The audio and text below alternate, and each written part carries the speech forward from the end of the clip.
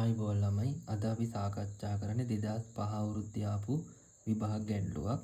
මේකේ A කියලා කියනවා විකිනශීලී ඡේවීම් ශීඝ්‍රතාවලු, T කියන්නේ කාලය කියනවා. අපිට මෙන්න අතර සම්බන්ධයක් මෙන්න මේ සූත්‍රයෙන් දීලා තියෙනවා. අපෙන් අහනවා මෙන්න මේ ලැම්ඩාගේ මාන මොනවද කියලා තමයි අහන්නේ. මෙතන E පාදය කියලා තියෙන මෙතන E වල ඍණ ලැම්ඩා T. ඒතර අපි දැනගෙන තියෙනවනේ මෙන්න මේ වගේ සම්බන්ධයක්. y සමානයි e වල x කියලා මෙන්න මේ ෆෝමැට් එකෙන් සූත්‍රයක් ආවොත් මෙන්න මේ e වල මෙතන x කියන මෙන්න මේ පදයට ඒකක ඉන්නෙත් නෑ මාන ඉන්නෙත් නෑ. e වල මෙන්න මෙතෙන් දින මොන පදිය ආවත් ඒ කෑල්ලට මේ ඒකක මාන නෑ. දැන් මේ තියෙන තේ ෆෝමැට් එක නේද? මෙතන e වල මෙන්න මෙතන පොඩි පදයක් තියෙනවා. මෙන්න මේ කෑල්ලට මෙහෙනම් ඒකක මාන තියෙන විදියක් නැහැ. එහෙනම් අපිට ලැම්ඩා t කියන ඍණ කෑල්ල අයින් කරන්න ඍණ එකේ වැඩක් නැහැ නේ මාන වලට. එහෙනම් මේ කෑල්ලට මාන නැහැ කියන්නේ අපි 1 කියලා ගමු මොකුත් නැහැ.